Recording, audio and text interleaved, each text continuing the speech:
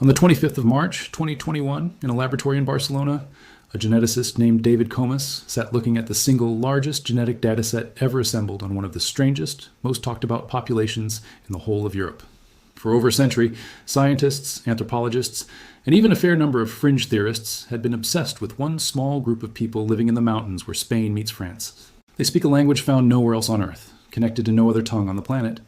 Their blood carries a biological trait so rare and so concentrated that doctors still study it today. And for decades, the accepted story was that these people, the Basques, were living fossils, untouched survivors of the very first modern humans who ever set foot in Europe, tens of thousands of years before farming, before writing, before the pyramids, before almost anything we would recognize as civilization. Comas and his international team had just finished comparing over 600,000 genetic markers pulled from nearly 2,000 people, modern Basques, and ancient DNA samples alike, against populations from all across Europe and the Mediterranean. And what they found did not confirm the ancient legend everyone had been repeating for 100 years. It shattered it completely and replaced it with something almost stranger. Now, before we go any further, understand exactly how big a deal this old legend actually was. For generations, the Basques were held up as proof that somewhere in modern Europe, a pure, untouched bloodline from the Ice Age had survived completely intact, sealed off from the waves of farmers, invaders, and empires that reshaped every other population around them.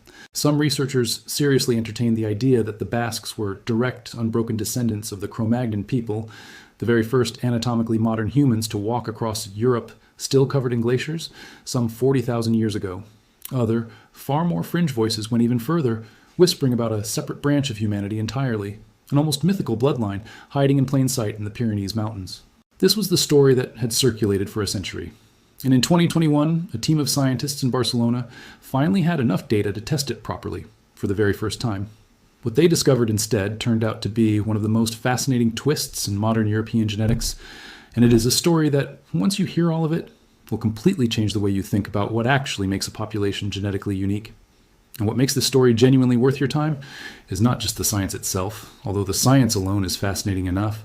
It's what this discovery says about identity, about how easily 100 years of confident, widely repeated assumptions can turn out to be almost entirely wrong, and about how the real explanation, once scientists finally dug deep enough to find it, turned out to be stranger and honestly more human than any of the old myths ever were. By the end of this video, you're going to understand exactly why one small population tucked into the mountains between Spain and France became one of the single most studied, most argued about genetic puzzles in the whole of European science, and exactly what modern DNA analysis finally proved about where they really came from. Let's back up and understand exactly why the Basques became such an object of fascination in the first place. Because this story does not start in a modern genetics lab. It starts more than a century earlier with something far more old-fashioned: blood. In the early 20th century, as scientists first began to understand human blood types, researchers noticed something strange happening in the Basque country. The Basque population showed the highest concentration of type O blood found anywhere in the world at the time, over half the entire population, with an even higher percentage recorded in some of the most remote, most linguistically isolated valleys, places where the old Basque language, Euskera, was spoken in its purest form.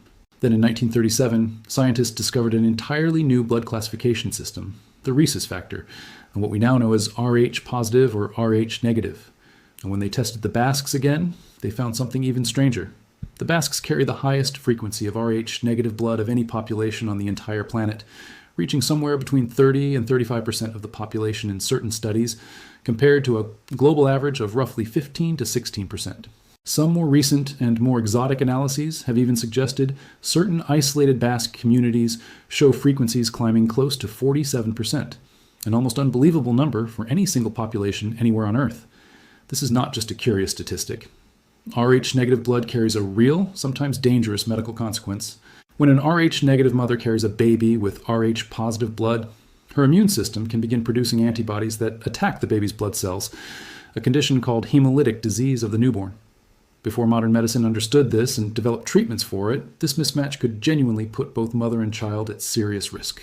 And so, for decades, doctors, geneticists, and eventually a whole cottage industry of amateur historians and fringe theorists became fixated on this one unusual biological trait, using it as apparent proof that the Basques represented something ancient and untouched, a genetic island sitting quietly in the middle of modern Europe.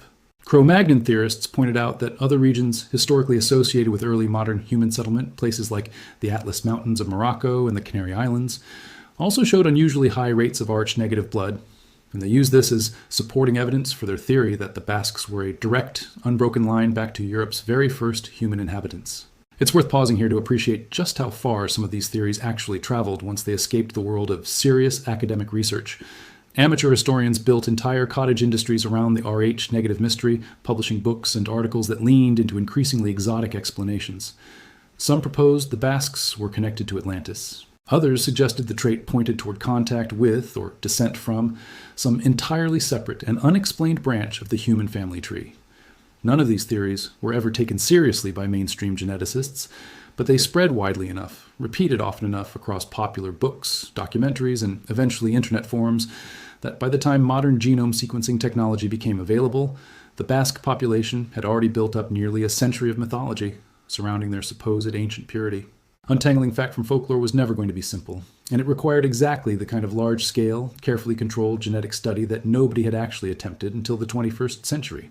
Layer on top of all of that, the other piece of the puzzle that made the Basques so endlessly fascinating to outsiders, their language. Euskera, the Basque language, is what linguists call a language isolate, meaning it is not related to any other living language on the planet.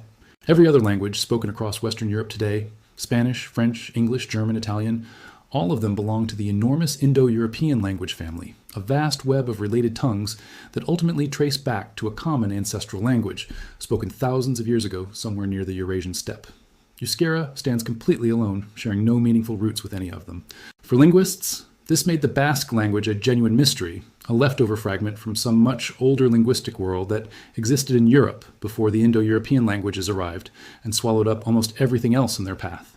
Put all of that together, an unusual blood type found nowhere else on Earth in such concentration, and a language with no known relatives anywhere on the planet, and you can understand exactly why, for over 100 years, the story that took hold in both scientific circles and popular imagination was that the Basques must be an untouched ancient people, a genetic and linguistic time capsule that had somehow survived every single wave of migration, invasion, and cultural upheaval that swept across the rest of Europe. It was a beautiful, romantic story.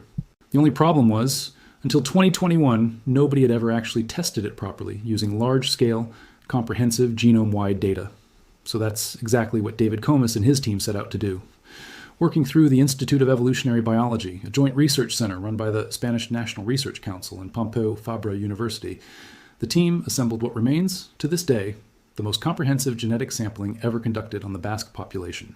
They collected genome-wide data from 200 individuals living in very specific microregions across the Basque country, and, critically, every single one of these 200 people had all 4 of their grandparents already living in that exact same region. This detail matters enormously because it means the researchers were capturing a genuinely deep, locally rooted genetic signal, not a modern, more mixed and mobile population that had moved around in recent generations.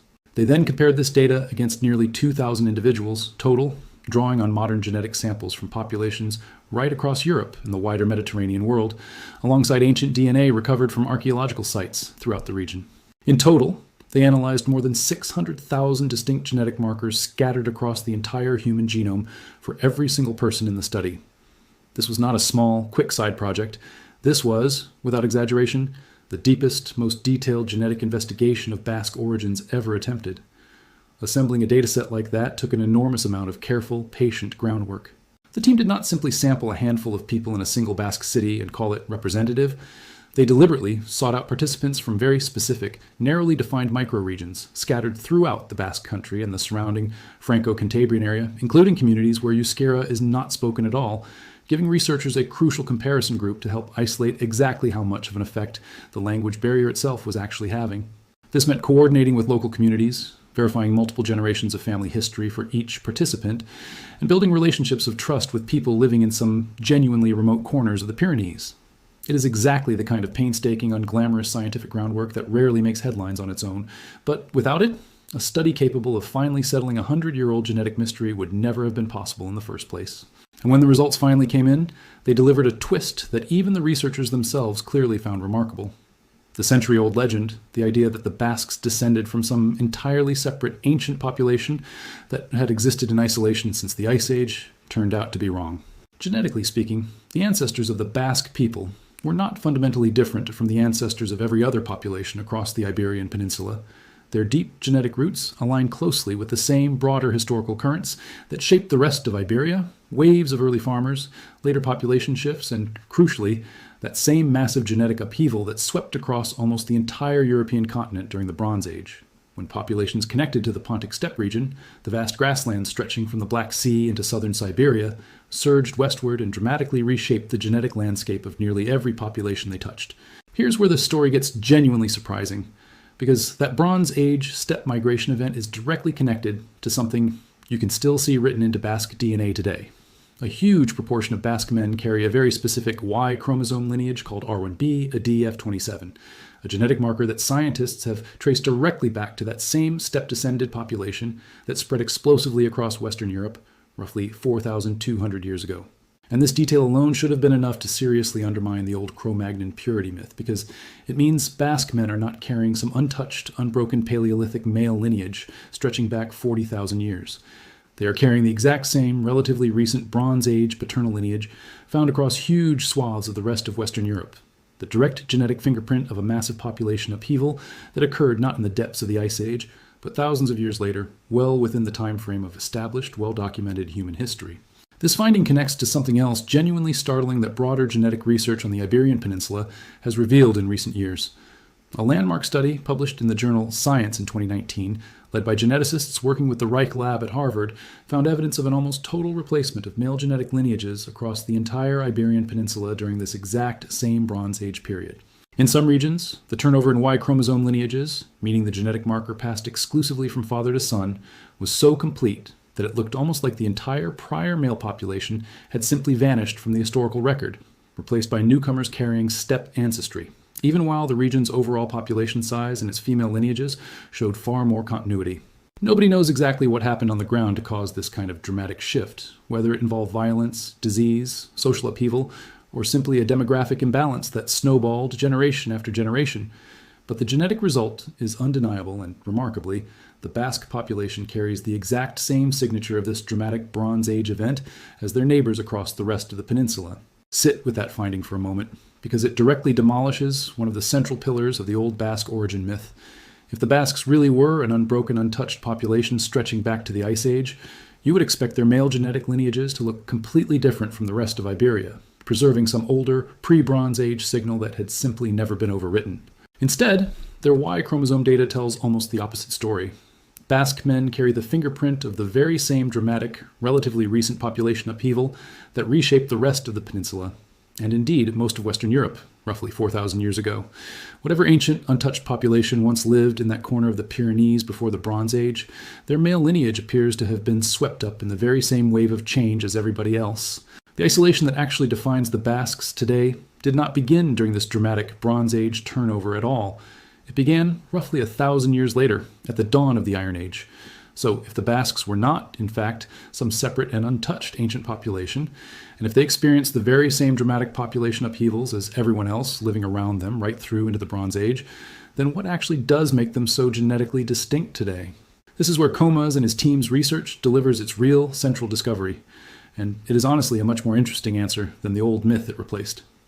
The genetic uniqueness of the Basque population, they found, does not come from some ancient separate origin at all.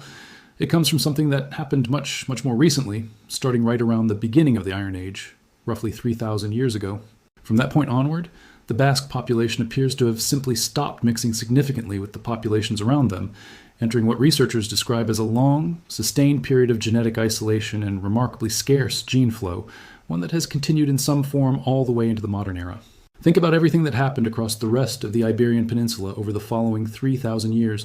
The Roman Empire arrived and dramatically reshaped the genetics, language, culture, and infrastructure of virtually the entire region, leaving a lasting genetic signature that shows up clearly in the DNA of modern Spanish and Portuguese populations today. Centuries later, the Islamic conquest of the Iberian Peninsula brought waves of new populations from North Africa and the wider Islamic world, again leaving measurable genetic traces that persist in most Iberian populations right up to the present day. And yet, when Comas and his colleagues looked specifically at the Basque genetic data, those signals were conspicuously, almost eerily absent. As Comas himself put it, describing the study's findings, they simply did not find the North African influences that show up in most populations across the rest of the Iberian Peninsula, and they found no meaningful trace of Roman genetic influence either.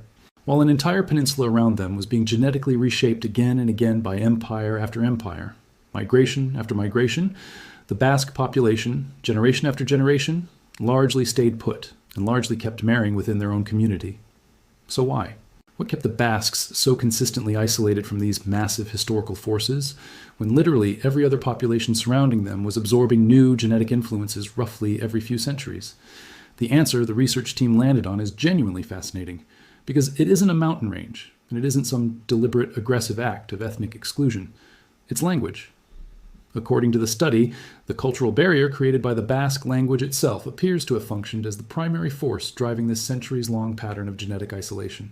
Long after the rest of the Iberian Peninsula had gradually shifted toward Latin and eventually toward the Romance languages that would evolve into Spanish, Portuguese, Catalan, and French, the Basque country continued speaking Euskera, an ancient, deeply unrelated language that had already existed there before the Romans, before the Indo-European languages themselves had even arrived in Western Europe. And a shared, unusual, difficult-to-learn language turns out to be an extraordinarily effective barrier to intermarriage and cultural mixing, arguably even more effective, over the very long run, than a physical mountain range. Think about how this would have actually played out on the ground, generation after generation, for 3,000 years. A Roman merchant, soldier, or administrator moving into most parts of the Iberian Peninsula would have found Latin gradually becoming the dominant language of trade, law, and daily life, making it relatively straightforward over time to settle, marry into local families, and blend into the surrounding population, but move into the Basque-speaking valleys of the Western Pyrenees. And that same person would have encountered a language so different from anything they had ever heard that meaningful everyday integration would have been vastly harder to achieve. It is not that Basque communities were hostile to outsiders in some uniquely aggressive way, and it is not that geography alone sealed them off, since the Pyrenees, while rugged, were never truly impassable and were crossed constantly throughout history. It is simply that language created a slow, steady, almost invisible friction, one that made intermarriage and cultural blending measurably less likely with every single generation, compounding quietly over the course of roughly 100 generations into the sharp genetic distinctiveness researchers can now clearly measure today. But here's the part of this discovery that genuinely surprised even the researchers themselves, because the isolating effect of language did not stop at the outer edge of the Basque country. It kept working on a much smaller, much more local scale too. When the team analyzed the genetic data at a finer, more detailed geographic resolution, they found clear evidence of distinct genetic subpopulations existing within the Basque region itself, broadly clustering into Western, Central, and Eastern Basque groups. And, remarkably, these genetic boundaries lined up closely with the geographic distribution of different dialects of Euskera. In other words, even within one small, tightly knit linguistic community, speaking slightly different dialects of the very same unusual isolated language appears to have been enough over many centuries to create measurable, detectable divisions in people's actual DNA. Researchers involved in the study noted just how unusual this finding really is. This kind of fine-grained genetic compartmentalization, tightly linked to internal dialect boundaries, is remarkably uncommon to observe within a population as relatively small as the Basque country. The Basque people, it turns out, were not just isolated from the rest of Europe. In some very real, measurable sense, different Basque-speaking valleys were quietly isolated from one another too, shaped by nothing more solid than which particular version of their own unique language they happened to speak.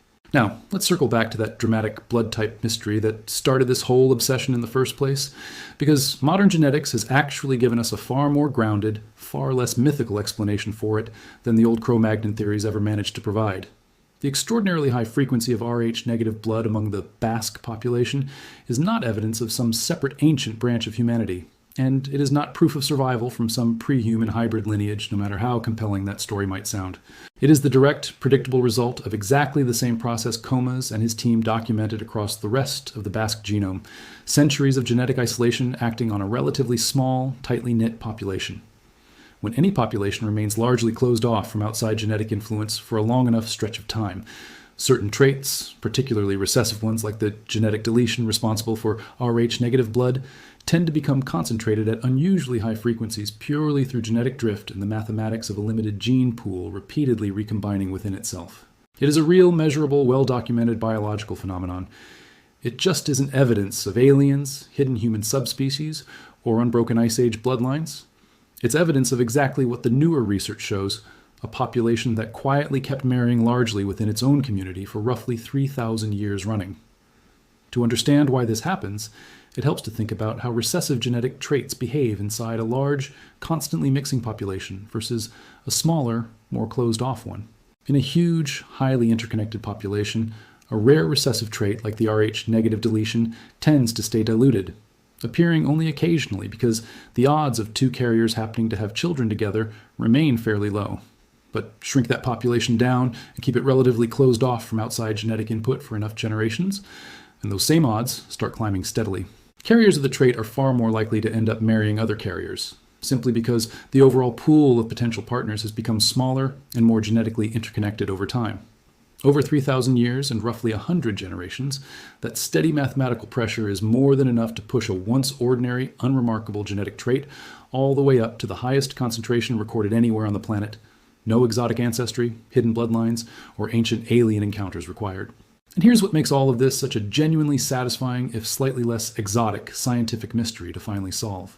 For over a century, popular explanations for Basque genetic uniqueness reached for the most dramatic, most ancient, most romantic possible answer: hidden Ice Age survivors, secret branches of the human family tree, unbroken 40,000-year-old bloodlines untouched by history. The actual truth, revealed through 600,000 genetic markers and the most careful, most comprehensive sampling ever conducted on this population, turns out to be almost the exact opposite. The Basques are not ancient outsiders who never joined the rest of European history. They were fully, completely part of it, riding through the exact same Neolithic farming migrations and the exact same dramatic Bronze Age steppe upheaval as every single one of their Iberian neighbors. The thing that actually makes them unique isn't where they came from at all. It's a choice, repeated quietly across roughly 100 generations, to hold onto their own language and, in doing so, to gradually build an invisible wall around their own gene pool, one sturdy enough to keep out the Romans, sturdy enough to keep out the vast cultural and demographic changes of the Islamic period, and sturdy enough, in some more localized form, to even keep neighboring Basque-speaking valleys measurably distinct from one another. Think about what an extraordinary, almost unbelievable act of cultural persistence that actually represents. 3,000 years is an enormous stretch of human history. It covers the entire rise and fall of the Roman Empire. It covers the entire span of the Islamic conquest and rule of much of the Iberian Peninsula, and the centuries-long Reconquista that eventually pushed it back. It covers the Middle Ages, the Renaissance, the Age of Exploration, and the emergence of the modern nation-states of Spain and France that exist today, both of which, remarkably, still contain the Basque country carved into their own modern borders. Through every single one of those seismic historical shifts, generation after generation of Basque families largely kept speaking their own unrelated, isolated language, and largely kept marrying within their own linguistic community, whether they consciously understood they were doing it for that specific reason or not. And the quiet cumulative result of that remarkable multi-thousand-year cultural continuity is a population that today stands out as one of the most genetically and linguistically distinctive groups anywhere in Western Europe, not because they arrived from somewhere else entirely, and not because they hid away from the rest of human history, but because, through nothing more than the language spoken in their own homes and villages, they quietly kept choosing each other, century after century, all the way up to today. There's a broader lesson buried inside this discovery too, one that reaches well beyond just the Basque country itself. For a very long time, when scientists and the wider public alike went looking for explanations behind genetically distinctive populations anywhere in the world, the instinctive assumption often leaned toward ancient, exotic origin stories, a different founding population, an isolated migration event from somewhere else, a deep, mysterious separation stretching back tens of thousands of years. What the Basque case demonstrates so clearly is that genetic uniqueness does not actually require any of that. It can emerge just as powerfully and just as measurably from something as seemingly simple and as culturally ordinary as language, sustained consistently across enough generations. A wall built out of words and shared vocabulary rather than mountains or oceans turns out to be just as effective, and in some ways even more effective at shaping the genetic destiny of an entire population. It's also worth remembering that this discovery didn't just settle an old scientific argument. It also quietly closed the door on some of the more uncomfortable, pseudoscientific interpretations that had attached themselves to Basque genetics over the decades.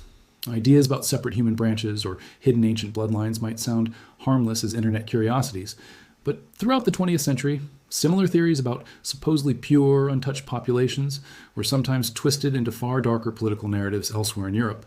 Solid, careful, comprehensive genetic research like this study does more than just satisfy curiosity. It replaces speculation and myth with an actual evidence-based explanation, one that turns out to be grounded firmly in ordinary, well-understood human history rather than any notion of a genetically separate or superior lineage. So the next time you hear someone repeat the old story about the Basques being untouched descendants of the Cro-Magnons, some ancient, mysterious European bloodline that somehow slipped through every wave of history completely unchanged, you'll know the real story now, and honestly, it's a far more interesting one. The Basques were there for the farmers arriving from the Near East. They were there for the dramatic Bronze Age upheaval that swept in from the steppes of Central Asia and reshaped the male genetic lineage of an entire continent. They watched Rome rise and eventually crumble around their own borders. They watched the Islamic conquest reshape the genetics of nearly every population surrounding them. And through every single one of those enormous historical forces, they simply kept speaking their own language, kept marrying largely within their own communities, and quietly, without any of it ever being some grand, deliberate genetic experiment, ended up becoming one of the most fascinating, most scientifically studied, and most genuinely unique populations found anywhere on the entire planet. Not because they were ancient outsiders looking in on the rest of human history from a safe distance, but because, for 3,000 years running, they simply chose to remain exactly who they already were.